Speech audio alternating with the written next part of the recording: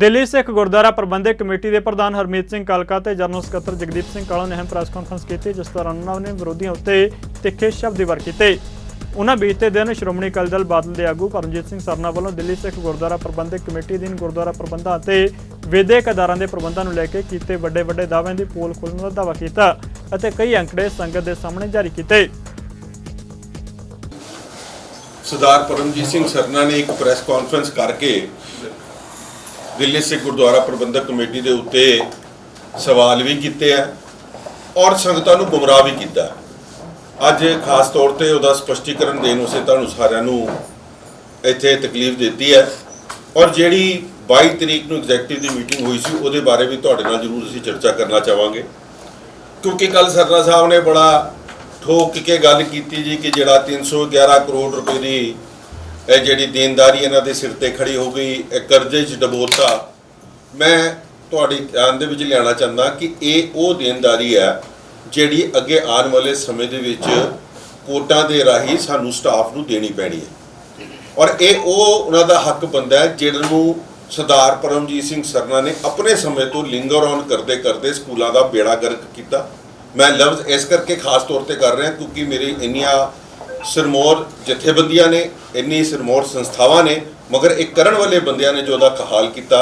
मैं वो कहना चाहता कि सरदार परमजीत सिंह सरना के समय के विच जो हालात स्कूलों के आए और उस तो लैके अज तक लगातार उहदे विच निगाह रखदा गया।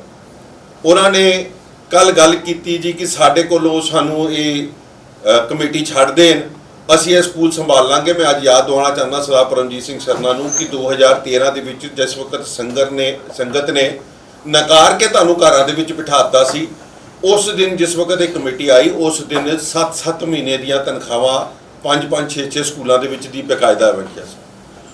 टीचर्स की ग्रैचुटी नहीं हैगी सी। लोग त्रासदे हुए लोगों दी मौतां हो गई जिन्होंने इलाज कराने वास्ते पैसा नहीं मिल सकिया, मगर तुसीं तुहाडे कन्नां दे उत्ते जूं नहीं रेंगी, तुसीं उस स्टाफ के बारे कुछ नहीं पूछया। अज लगातार जब उन्हां स्टाफां दा हक दिता जा रहा है और खास तौर पर पिछले 1.5 साल के विच जिस तरीके दे नाल 55 करोड़ रुपया गुरुद्वारा प्रबंधक कमेटी तो एक सहायता के रूप में दिता गया। अज स्कूल के स्टाफ को जाके पूछो कि वो किस तरीके दे नाल खुश ने कि इहो जिहे हालातां दे विच भी अज स्टाफ नूं उन्हां दा बंदा हक दिता जा रहा है। अज जिस वक्त कोविड का समय सी, लोगों ने अपने सारे एक्सपेंसिस घटा के सारे स्टाफ की कटौती की है सारे संस्थावां दे विच। वाहिद दिल्ली सिख गुरुद्वारा प्रबंधक कमेटी और उहदे अदारे एफओ जी सी जिहदे विचों एक भी स्टाफ नूं कढ़िया नहीं गया, उहदी तनख्वाहां दे विच कोई कटौती नहीं की गई। सो संगत नूं गुमराह करन वास्ते ये बोली जाना कि जी 5 करोड़ रुपए महीने का घाटा।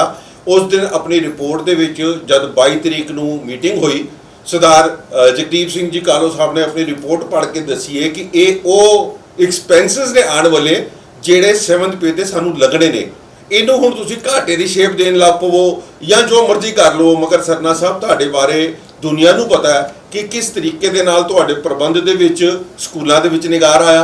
गुरुद्वारा प्रबंधक कमेटी के सिस्टम के विच धर्म प्रचार के विच जो तुसीं उलंघना कीतियां, मर्यादावां दीयां जिन्हों तुसीं छिक्के ढंगता, श्री अकाल तख्त साहब नूं तुसीं चुनौती दी है, बाला साहब हॉस्पिटल तुसीं वेचता और उहदे नाल नाल मैं होर अगर तुहानूं गिनान लग पावां तो जिहड़ी बंगला साहब की पार्किंग तुसीं सरकार नूं देती सी, असीं जिहड़ी वापस लैके आए, जिहड़ी गुरु तेग बहादुर साहब के स्थान की तुसीं मिट्टी वेचती सी, जिहदे बारे सरदार मनजीत सिंह जीके ने बड़े विस्तार नाल तुहानूं दस्सिया सी कि 2.25 करोड़ रुपए की जिहड़ी तुसीं मिट्टी वेच गए हो। ये सारा कुछ तुहाडे प्रबंध दे विच होया और अज तुसीं संगतां दे विच मीडिया दे विच बैठ के गल्लां कर रहे हो कि जी इन्हां को प्रबंध नहीं चलते। झूठ बोलण दा एक जिहड़ा लिमिट हुंदी है वो कल सरदार परमजीत सिंह सरना ने क्रॉस की और मैं उन्होंने एक दसना चाहता, एक होर भी इन्होंने मीडिया के विच गल की है कि जी गुरुद्वारा साहब के दरवाजे बंद करते गए। इन्होंने यह पता होना चाहिए कि अज सब तो ज़्यादा जिस वक्त हुमस का समा हुंदा जब संगत की डिमांड आती है और दरवाजे के सारे दरवाजे भेड़ते जाते हैं और जिन्हों के उत्ते भेड़ के जोड़े नहीं खुल रहे होंगे उन्होंने चिटकनियां कुंडियां जरूर लातियां जांदियां ने ताकि AC ਦਾ इफेक्ट है जिहड़ा वो गुरुद्वारे तो हर जगह के उत्तों एक तरफों जाओ तो इक्को तरफों आओ। ये नहीं देखो मैं तुहानूं दस रहा जिथे कुंडियां नहीं होणगियां उत्थे ताले लगे होणगे और ये पासे अंदरों पासे ताले लगे। ये नहीं है कि गुरुद्वारा साहब नूं बंद करता गया। सरना साहब नूं इस करके तकलीफ है क्योंकि सरना साहब का नियम है कि जोड़े भी उन्होंने जोड़ा घर च नहीं लाने ਉਹਨਾਂ ਨੇ ਇਸ ਪਾਸੇ ਸੀੜੀਆਂ ਤੇ ਲਾਣੇ ਨੇ ਔਰ ਉਹੀ ਜੁਰਾਬਾਂ ਪਾ ਕੇ ਮੱਥਾ ਟੇਕਣ ਜਾਣਾ ਔਰ ਉਸੇ ਜਗ੍ਹਾ ਤੋਂ ਉਹਨਾਂ ਨੇ ਵਾਪਸ ਆਣਾ, ਨਾ ਕੋਈ ਚਰਨਾਮਤ ਲੈਣਾ, ਨਾ ਕੋਈ ਹੱਥ ਧੋਣੇ ਹੈ। ਇਸ ਕਰਕੇ ਉਹਨਾਂ ਨੂੰ ਤਕਲੀਫ ਹੈ, ਬਾਕੀ ਕਿਸੇ ਸੰਗਤ ਨੂੰ ਕੋਈ ਤਕਲੀਫ ਨਹੀਂ ਹੈ। ਸੋ ਇਹ ਸਰਨਾ ਸਾਹਿਬ ਦੀ ਆਪਣੀ ਪਰਸਨਲ ਤਕਲੀਫਾਂ ਕਰਕੇ ਗੁਰਦੁਆਰੇ ਦੇ ਪ੍ਰਬੰਧ ਨਹੀਂ ਚੱਲਣਗੇ, ਇਹ ਗੱਲ ਅਸੀਂ ਉਹਨਾਂ ਨੂੰ ਦੱਸਣਾ ਚਾਹੁੰਦੇ ਹਾਂ। ਸੋ ਇਹ ਜਿਹੜੇ ਕੱਲ ਉਹਨਾਂ ਨੇ ਇਲਜ਼ਾਮ ਲਾਏ ਨੇ, ਇੱਕ ਇਹਨਾਂ ਨੇ ਇੱਕ ਗੱਲ ਹੋਰ ਬੜੀ ਕੀਤੀ ਹੈ, ਕਿਉਂਕਿ ਜਿਹੜੀ ਅਸੀਂ ਐਗਜ਼ੈਕਟਿਵ ਦੀ ਮੀਟਿੰਗ ਕੀਤੀ ਸੀ, ਅੱਜ ਤੁਹਾਡੀ ਜਾਣਕਾਰੀ ਦੱਸੀਏ 18 ਤਰੀਕ ਨੂੰ ਜਦ ਐਗਜ਼ੈਕਟਿਵ ਦੀ ਮੀਟਿੰਗ ਬੁਲਾਈ ਗਈ ਸੀ, ਉਹਦੇ ਵਿੱਚ ਮੈਂਬਰ ਸਾਹਿਬਾਨ ਦੇ ਨਾਲ ਅਸੀਂ ਗੱਲ ਰੱਖੀ ਸੀ ਕਿ ਅਸੀਂ ਬਕਾਇਆ ਜਿਹੜਾ 7th ਪੇ ਦਾ ਏਰੀਅਰ ਹੈ ਇਹਨੂੰ ਸ਼ਡਿਊਲ ਕੋਡ ਦੇ ਵਿੱਚ ਦੇਣਾ ਹੈ ਤੇ ਅਸੀਂ ਕਿਸ ਤਰ੍ਹਾਂ ਦਈਏ। ਤੇ ਸਾਨੂੰ ਸਾਰੇ ਮੈਂਬਰ ਸਾਹਿਬ ਦਾ ਇੱਕਮਤ ਹੋ ਕੇ ਇੱਕ ਗੱਲ ਆਈ ਸੀ ਕਿ ਇਹ ਬੜਾ ਵੱਡਾ ਫੈਸਲਾ ਹੈ, ਇਹਦੇ ਕਰਕੇ ਸਾਨੂੰ ਖਾਲੀ ਐਗਜ਼ੈਕਟਿਵ ਨਹੀਂ ਬਾਕੀ ਹੋਰ ਮੈਂਬਰ ਵੀ ਔਰ ਉਹ ਮੈਂਬਰ ਖਾਸ ਤੌਰ ਤੇ ਜਿਹੜੇ ਦਿੱਲੀ ਗੁਰਦੁਆਰਾ ਪ੍ਰਬੰਧਕ ਕਮੇਟੀ ਦੇ ਫੰਡ ਨੂੰ ਲਗਾਤਾਰ ਇਸਤੇਮਾਲ ਕਰ ਰਹੇ ਨੇ ਉਹਨਾਂ ਨੂੰ ਵੀ ਅਸੀਂ ਇੱਥੇ ਬੁਲਾਇਆ ਜਾਏ। ਔਰ ਉਹਦੇ ਵਿੱਚ ਅਸੀਂ ਕੋਈ ਵਿਤਕਰਾ ਨਹੀਂ ਕੀਤਾ, ਉਹਨਾਂ ਮੈਂਬਰਾਂ ਨੂੰ ਵੀ ਬੁਲਾਇਆ, ਭਾਵੇਂ ਕਿਸੇ ਵੀ ਪਾਰਟੀ ਦੇ ਹੋਣ, ਭਾਵੇਂ ਇਹਨਾਂ ਦੀਆਂ ਪਾਰਟੀਆਂ ਦੇ ਵਿੱਚ ਸੀ, ਭਾਵੇਂ ਇਹਨਾਂ ਨੇ ਉਹਨਾਂ ਨੂੰ ਰੋਕ ਲਿਆ, ਮਗਰ ਅਸੀਂ ਉਹਨਾਂ ਨੂੰ ਵੀ ਸੱਦਾ ਦਿੱਤਾ ਸੀ। ਮਗਰ ਇਹ larger interest of the community ਇਸ ਕਰਕੇ ਮੀਟਿੰਗ ਸੱਦੀ ਗਈ ਸੀ 18 ਨੂੰ ਐਡਜਰਨ ਕਰਕੇ 22 ਨੂੰ, ਜਿਹਦੇ ਵਿੱਚ ਇਹ ਸਾਰੀ ਕਲੈਰਿਟੀ ਦੇ ਕੇ ਔਰ ਸਾਰਿਆਂ ਨੇ ਇੱਕਮਤ ਹੋ ਕੇ ਕਿਹਾ ਸੀ ਕਿ ਸਕੂਲਾਂ ਦਾ ਗੁਰਦੁਆਰਾ ਪ੍ਰਬੰਧਕ ਕਮੇਟੀ ਦਾ ਪ੍ਰਬੰਧ ਚਲਾ ਕੇ ਉਸ ਤੋਂ ਬਾਅਦ ਜੋ ਵੀ ਕੁਝ ਸਹਾਇਤਾ ਹੋ ਸਕਦੀ ਅਸੀਂ ਸਕੂਲਾਂ ਨੂੰ ਜ਼ਰੂਰ ਦਈਏ।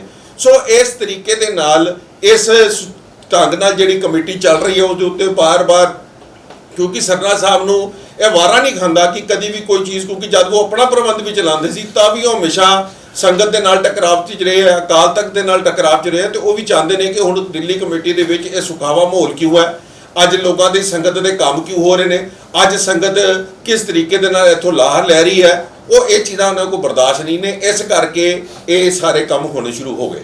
आपने तो दसती है, पर मैं कई गल्लां तो हैरान है सरना साहब दी, और मैं कई बारी कई प्रेस कॉन्फ्रेंस दे विच प्रैक्टिकल जो फिगर्स है और प्रैक्टिकल किवें किवें होया दस चुके हाँ। एक बारी फिर मैं रिपीट कर देना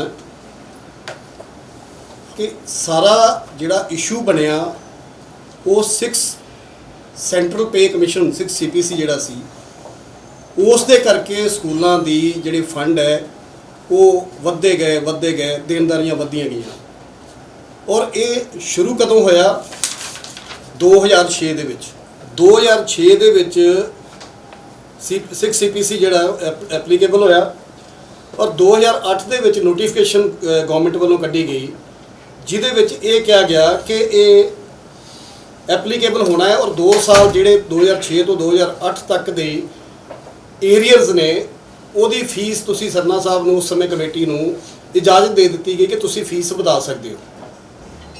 ਔਰ ਇਹਨਾਂ ਨੇ ਉਹ 2 ਸਾਲ ਦੇ ਏਰੀਅਰ ਇਕੱਠੇ ਕਰਨ ਲਈ ਫੀਸ ਜਿਹੜੀ ਆ ਉਹ ਵਧਾ ਦਿੱਤੀ ਸਕੂਲਾਂ ਦੀ। ਉਹਦੇ ਬਾਅਦ 2008 ਤੋਂ ਲਗਾਤਾਰ ਫਿਰ ਫੀਸ ਵਧਾ ਕੇ ਔਰ 6 CPC ਦੇ ਪੈਸੇ ਸਕੂਲਾਂ ਤੋਂ ਇਕੱਠੇ ਕਰਦੇ ਗਏ ਔਰ ਉਹਦੇ ਪੈਸੇ 6 CPC ਦੇ ਜਿਹੜੇ ਸਟਾਫ ਨੂੰ ਤਨਖਾਹਾਂ ਦੇਣੀਆਂ ਸੀ ਉਹ ਪੈਸੇ ਵਧਾ ਕੇ ਬੱਚਿਆਂ ਕੋਲੋਂ ਕਲੈਕਟ ਕਰ ਲਿਆ। ਜਿਹੜਾ ਏਰੀਅਰ ਸੀ ਉਹ ਵੀ ਕਲੈਕਟ ਕਰ ਲਿਆ 2 ਸਾਲ ਦਾ 2006 ਤੋਂ 2008 ਦਾ। ਲੇਕਿਨ ਹੈਰਾਨੀ ਵਾਲੀ ਗੱਲ ਇਹ ਹੈ ਕਿ 2013 ਤੱਕ ਜਦੋਂ ਤੱਕ ਇਹਨਾਂ ਦੀ ਕਮੇਟੀ ਸੀ ਤਦ ਤੱਕ ਇਹਨਾਂ ਨੇ ਕਿਸੇ ਇੱਕ ਸਟਾਫ ਨੂੰ ਵੀ 6 CPC ਦਾ ਇੱਕ ਚਵੰਨੀ ਵੀ ਨਹੀਂ ਦਿੱਤੀ। ਹੁਣ ਤੁਸੀਂ ਅੰਦਾਜ਼ਾ ਲਗਾ ਲਓ ਕਿ 2006 ਤੋਂ ਲੈ ਕੇ 2013 ਤੱਕ 7 ਸਾਲ ਦਾ ਏਰੀਅਰ ਕਿੰਨਾ 6 CPC ਦਾ ਏਰੀਅਰ ਜਿਹੜਾ ਹੈ ਉਹ ਸਾਰਾ ਹੀ ਇਕੱਠਾ ਹੋ ਗਿਆ। और कल जे तुसी इन्हां दी ध्यान नाल वो प्रेस कॉन्फ्रेंस सुनो तो सरना साहब कह रहे हैं कि मैं 57 करोड़ रुपया छड्ड के गया सी। कल दी प्रेस कॉन्फ्रेंस दोबारा सुन लियो जे, ये कह रहे मैं 57 करोड़ रुपये छड्ड के गया सी, ठीक है। और अगर 57 करोड़ रुपया छड्ड के गए सी 6 CPC जिहड़ा 2006 तो लैके फरवरी 2013 तक सी, यह अमाउंट बनता 83 करोड़ 83 करोड़ 14,59,041 रुपीस। और ਇਹਦੇ ਬਾਰੇ ਉਹ ਚਿੱਠੀ ਦਿਖਾਉਂਦੇ ਕਿ ਸਾਡੀ ਐਜੂਕੇਸ਼ਨ ਡਾਇਰੈਕਟਰ ਨਾਲ ਗੱਲ ਹੋ ਗਈ 2006 ਤੋਂ 2013 ਤੱਕ 83 ਕਰੋੜ ਰੁਪਇਆ 14 ਲੱਖ ਇਹ ਸਾਰੀ ਫਿਗਰ ਹੈ ਜਿਹੜੀ ਉਸ ਸਮੇਂ ਦੇਣਦਾਰੀ ਸੀ।